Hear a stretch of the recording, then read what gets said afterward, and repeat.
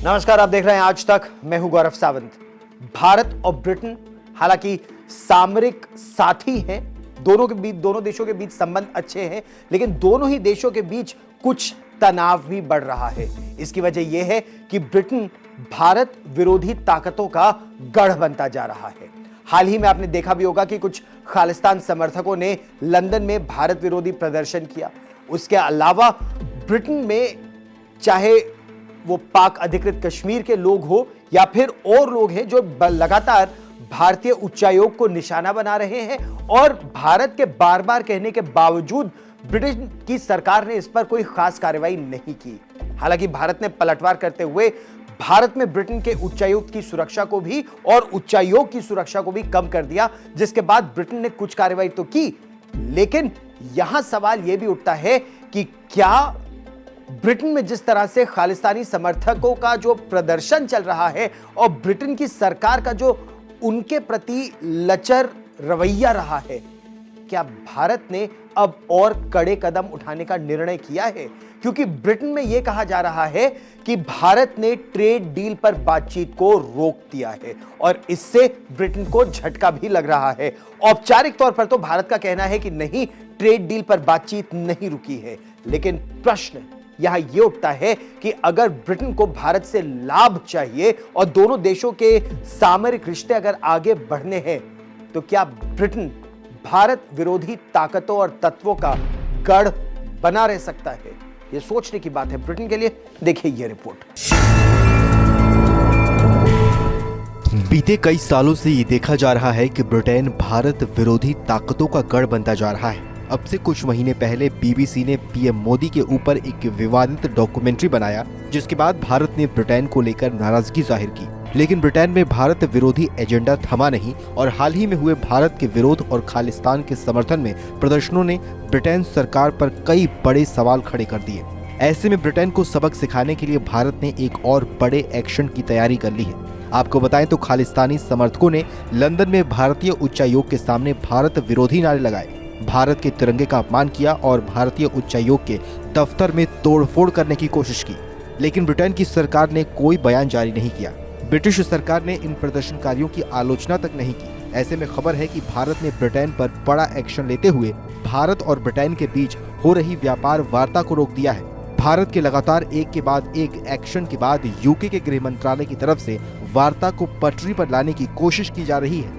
माना जा रहा है कि आने वाले हफ्तों में एक बड़ा ऐलान हो सकता है। साथ ही यूके की सरकार सिख चरमपंथियों और खालिस्तान आंदोलन से जुड़े समर्थकों के खिलाफ बड़ी कार्रवाई कर सकती है। आपको बताएं तो ब्रिटिश सरकार पिछले काफी समय से भारत के साथ इस ट्रेड डील को हासिल करने की कोशिश में लगी हुई है। दोनों देशों के बीच चल रही इस ट्रेड डील को लगभग फाइनल माना जा रहा था कि मार्च 2023 तक दोनों देशों के बीच फ्री ट्रेड एग्रीमेंट यानी मुक्त व्यापार समझौते पर हस्ताक्षर हो सकते हैं। इस समझौते से दोनों देशों के बीच व्यापार और निवेश बढ़ने की पूरी संभावना है। ऐसे में इस डील की देरी से ब्रिटेन को बड़ा झटका लग सकता है। यूक्रेन की उप विदेश मंत्री भारत के एक बहुत महत्वपूर्ण दौरे पर हैं। रूस के साथ यूक्रेन का युद्ध शुरू होने के बाद ऐसा पहली बार हो रहा है कि यूक्रेन की मंत्री भारत में है। यूक्रेन के राष्ट्रपति ज़ेलेंस्की की मंत्री की इस यात्रा को बहुत महत्वपूर्ण यूक्रेन की दृष्टि से समझा भी जा रहा है। कहा यह जा रहा है कि पाकिस्तान का मुद्दा भी उठ सकता है। रूस यूक्रेन युद्ध के बीच पाकिस्तान दोहरी चांदी काटने की कोशिश कर रहा है।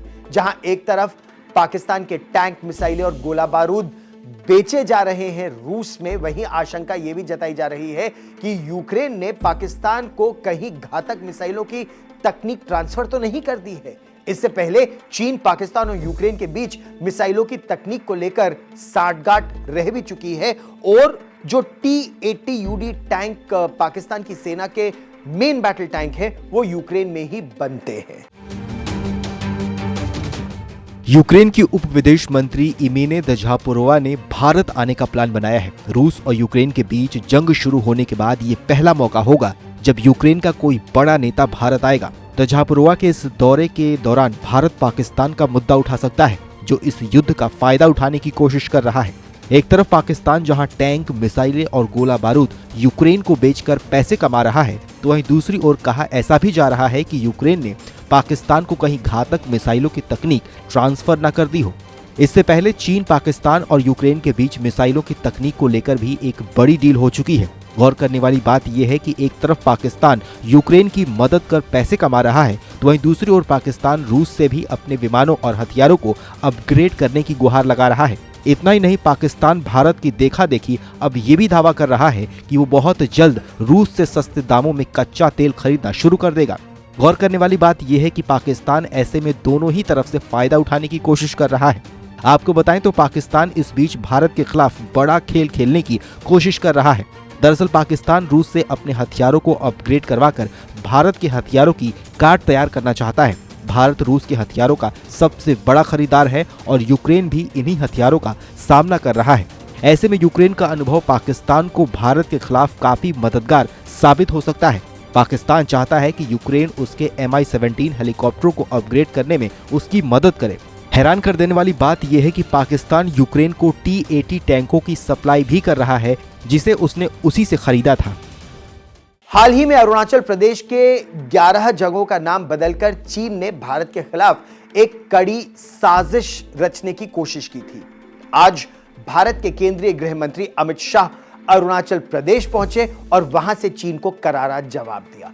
अमित शाह ने अरुणाचल प्रदेश में चीन की साजिशों को लेकर न केवल चीन को चेतावनी दी, बल्कि ऐसी कई परियोजनाओं का ऐलान भी किया जो अरुणाचल प्रदेश के दूरदराज के इलाकों में भारत की मौजूदगी को और सुदृढ़ करते हैं। उनके अरुणाचल दौरे से चीन इस समय चिढ़ा भी हुआ है। ऐसे में गृह मंत्री की किस बात को लेकर चीन को मिर्ची लगी और भारत अरुणाचल प्रदेश में क्या क्या कर रहा है, आप ये सोचिए। अमित शाह ने बहुत महत्वपूर्ण बात की। उन्होंने ये कहा, वो किबितू गए थे और किबितू, अगर आपको 1962 के युद्ध का ध्यान हो तो यहां पर किबितू हो या वालोंग हो, यहां पर बहुत भीषण लड़ाई चली थी भारत और चीन के बीच।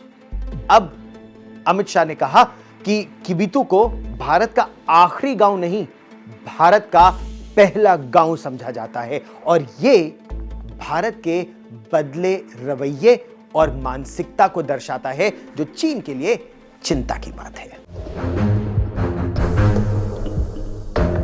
हाल ही में चीन ने अरुणाचल प्रदेश के 11 जगहों के नाम बदलकर भारत को उकसाने की कोशिश की थी।